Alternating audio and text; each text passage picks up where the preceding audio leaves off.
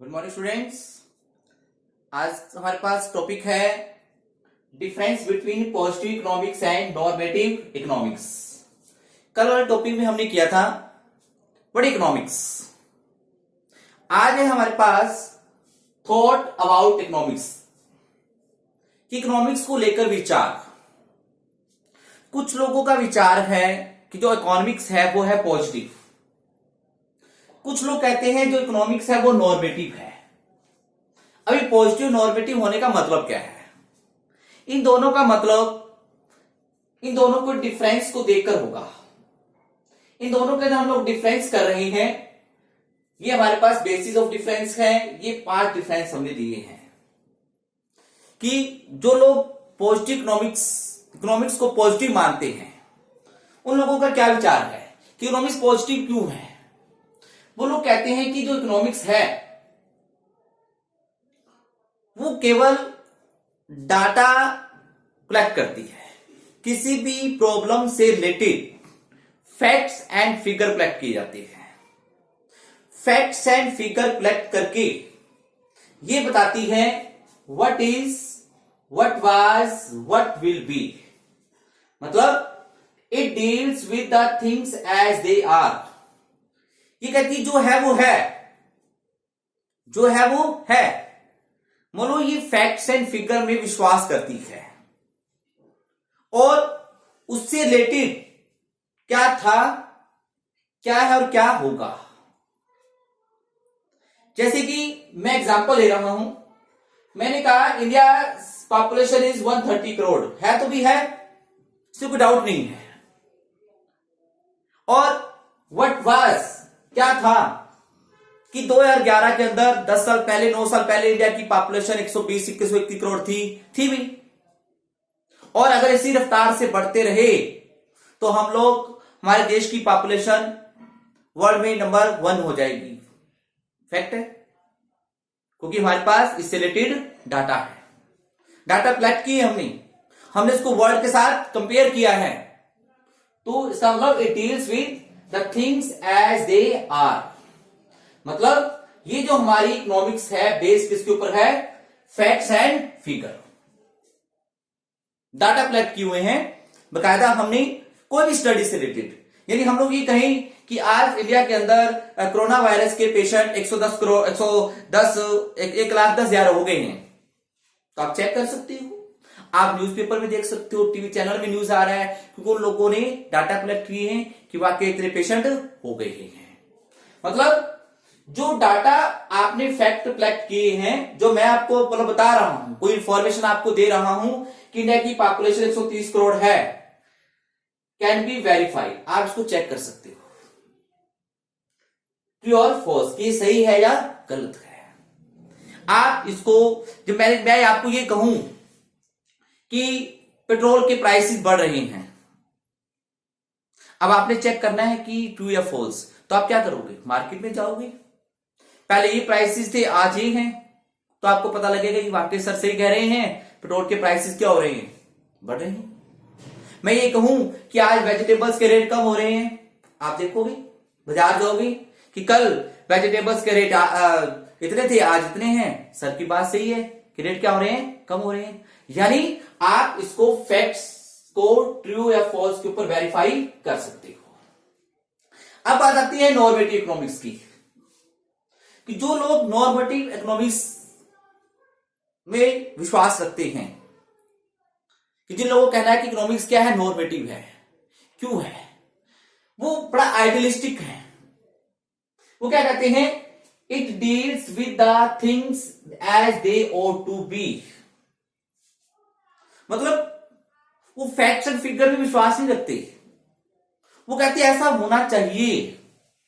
यदि आपने कहा कि इंडिया की पॉपुलेशन 130 करोड़ है, वो कहते हैं भी पॉपुलेशन कंट्रोल करने के लिए ये होना चाहिए। यानी कहने का मतलब वो उस प्रॉब्लम से रिलेटेड अपनी ओपिनियन देते हैं, related to opinion of an individual. यानी किसी भी प्रॉब्लम, इसका काम क्या है? प्रॉब्लम बताना, और इसका काम क्या है? प्रॉब्लम से रिलेटेड अपनी ओपिनियन देना। भी ऐसा होना चाहिए, ऐसा हम लोग कर सकते हैं। मतलब देश के अंदर हमने डाटा कलेक्ट किए, हमें पता लगा कि देश के अंदर 40 करोड़ लोग पुअर हैं। ये कहता है पॉवर्टी कैसे कम करें।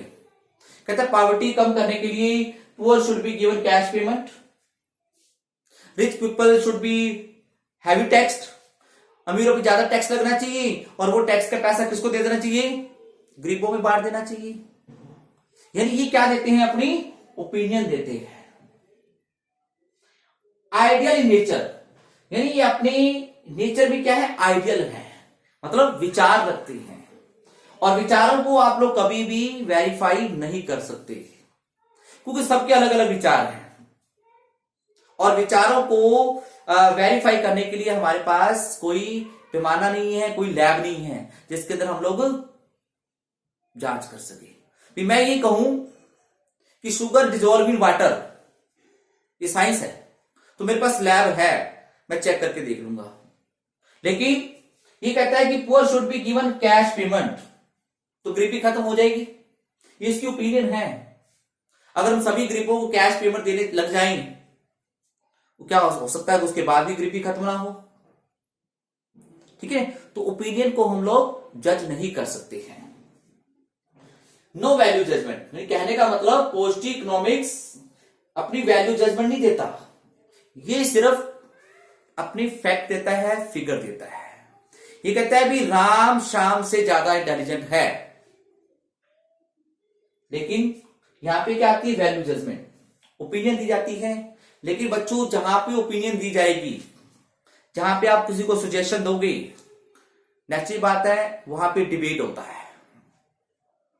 आप कई बार टीवी चैनल पे देखते हो, न्यूज चैनल के ऊपर किसी टॉपिक से रिलेटेड अलग अलग एक्सपर्ट बैठे होते हैं, एक अपनी ओपिनियन देता है, दूसरा उसको रोक देता है, कहता नहीं तू गलत है, ऐसा नहीं होना चाहिए, तीसरा कहता नहीं ऐसा होना चाहिए। तो आपस में क्या आ जाता है, डिबेट और कंट्रोवर्सी क्रिएट होती है।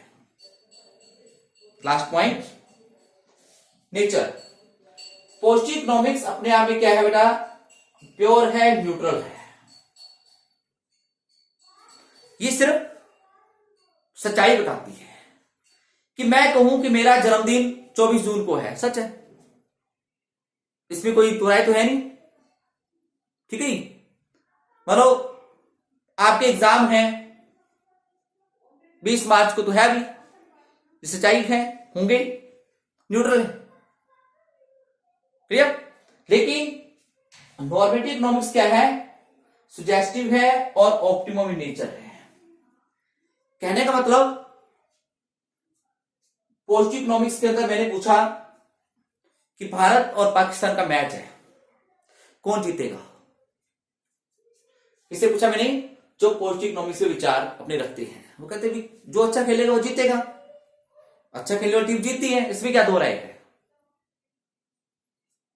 लेकिन नॉर्मेटिव इकोनॉमिक्स क्या कहती है, कहती भारत को जीतना चाहिए।